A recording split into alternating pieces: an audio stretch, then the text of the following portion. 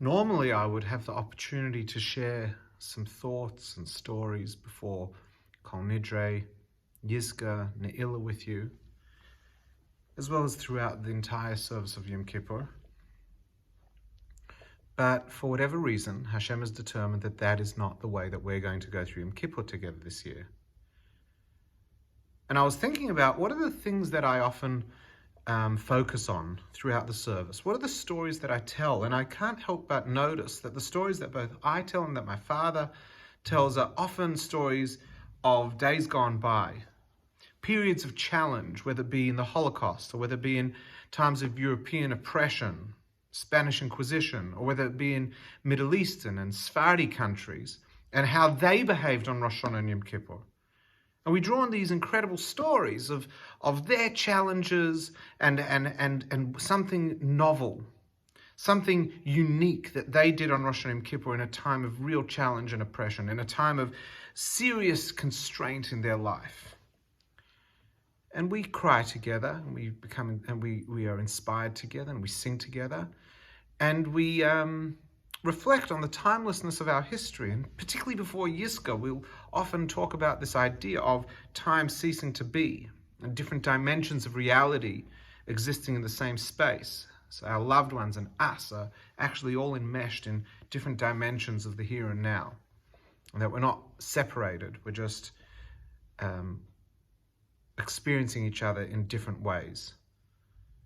But all these things always harken back to something in the past. And I believe that this year Yom Kippur, particularly this year Yom Kippur, and particularly for Melbourne Jews, we are on the cusp of becoming a story to generations of Jewish people in the future. I believe that the way that we're going to conduct ourselves over this Yom Kippur will become a moment in history that pulpit rabbis refer to, and there'll be individual stories that take place in our homes, of which some will become communal stories, shared around the proverbial bonfire that is the shul setting in our people's culture. What is it that makes those historical stories so special? Is it the oppression?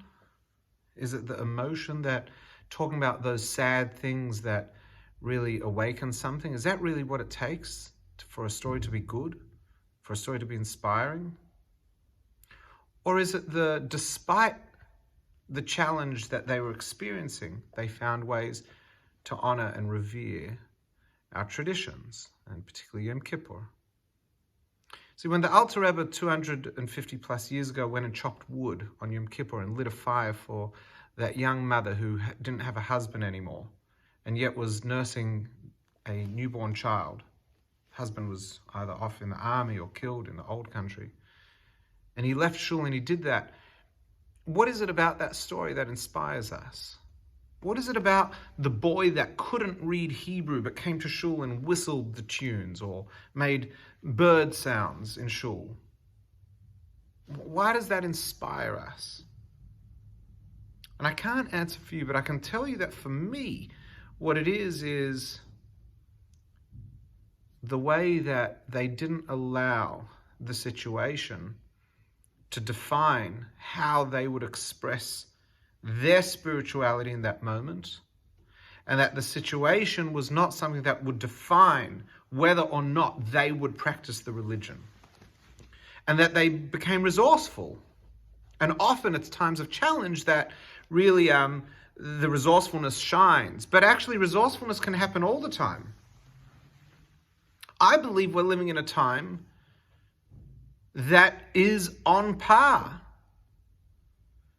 It's not on par in context of the dramatic and the painful realities that they lived through.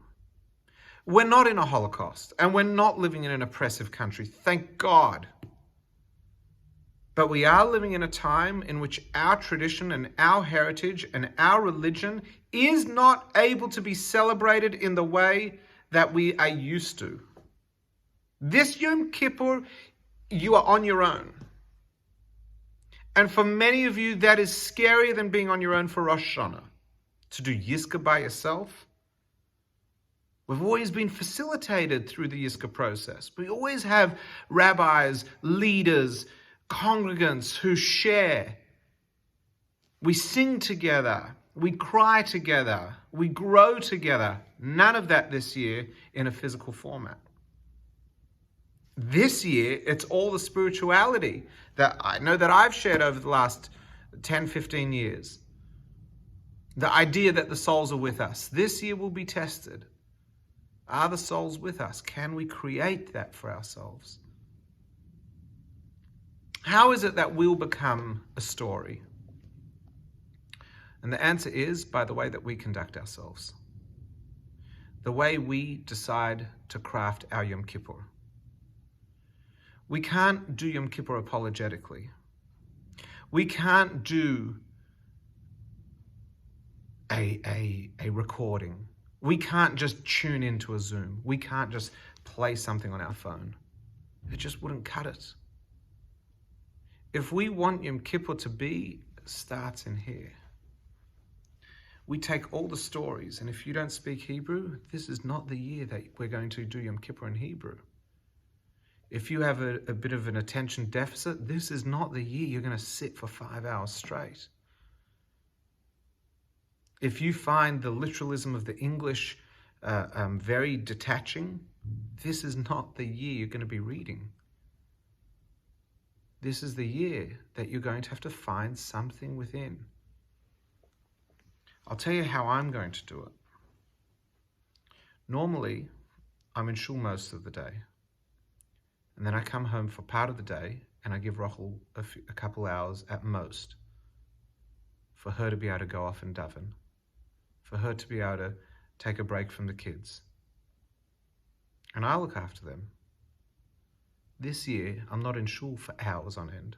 I'll get up earlier, I'll daven. The fast doesn't go out till 7:01. That's a long time.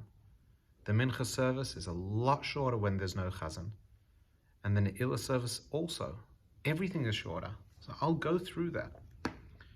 And this year, we've bought board games.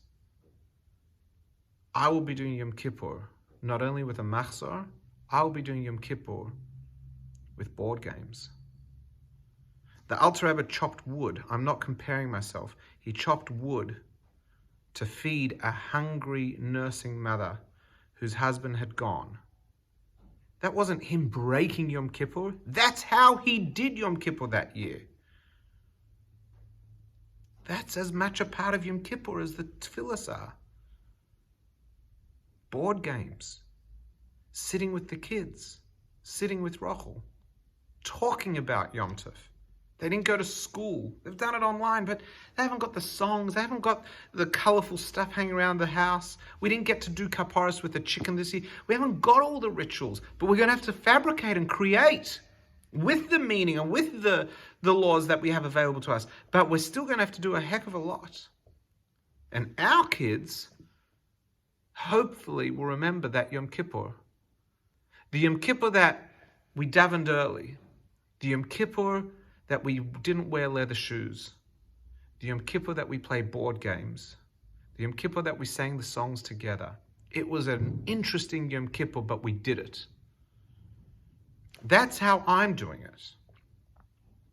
That's how we, Rachel and myself and the 4 kids, will become a story unto ourselves. That the year that we were in lockdown, we found ways to do Yom Kippur. And I'm asking you, how are you going to do Yom Kippur? And then there's Yizkor. I'll be coming here. The Ark will be open at 12 p.m. But I know that I'm going to be surfing my own wave. It's going to be like going surfing in Port Phillip Bay. You can't surf in Port Phillip Bay without a breeze. I can't even go windsurfing. Can't even boogie board. I'm on my own. We don't have each other. So instead, I'm going to have to find a different way to do it. Say the words and find a different emotion without expectation. find a different feeling without expectation. I'm going to go there and do it. On Yom Kippur, we read about Jonah and the whale. And in short, Jonah's a prophet that's sent to the town of Nineveh to tell the people that they've got to change their behavior. They've got to stop pillaging and enslaving. They've got to stop all that. They've got to live a life, even though they're not Jewish, they've got to live a life according to the way Hashem wants the world to be lived. And he doesn't want to do it. It's like the Jewish people don't live up to the high standards. I can't go tell other people now what to do. And he runs away and he gets on a boat and there's a storm. And they start throwing things off the boat in order to control the boat in the rough waters. And eventually Jonah says, don't throw things off, throw me off. The storm's because of me. And they throw him into the water because he's run away from Hashem and a big whale swallows him and then spits him out. Whole story. The story is about a man that ran away because he didn't like the way it was all going to pan out. And Hashem says, you can't run away. Head over to Nineveh and do what I ask you to do. Ideal? No. What you're expecting? No. But there's a world that I've created and I want you to find your own way to do it. Don't find a way to run away from it. That's the message of Jonah, or one of the messages of Jonah. So whether it's Yizka, or whether it's Kol Nidre, or whether it's Yom Kippur as a whole, you find your way. You find your way. And not because we want to go down in the annals of history, but because when we find our way, they'll tell the story about the person who was locked up and couldn't leave their house because of a disease, because of a virus. And they didn't have shul, but they knew it was Yom Kippur, and they did A, B, and C by themselves, or with their spouse, with their friend, or with their children. What will be born out of this? I'm a very big believer that we create waves. When we do different mitzvot, we draw down energies into this world. And when we do these different things, they become the mitzvot of the day. They become the practices of the day. They will give us momentum. They'll impact us on a soulful level. It's not just that people remember, that the children will remember, that you're going to remember what you did. It's that the behaviors will create reverberations in your life that will continue on forever. This year, Yom Kippur is weird, but it is an extremely special opportunity to finally create the Yom Kippur that you may or may not have ever dreamt of. I say to you a gut yor, a shana tova, a gmach simatova. We should all be inscribed for a good year. And the conclusion of that inscription should be a blessed year, a sweet year, a year of overt blessings. And that we will see this idea of the Yivarechecha prayer, Yivarechecha Hashem v'yishmerecha, that we will see the countenance, the glow, the light of Hashem radiating in every part of our lives. Shana Tova.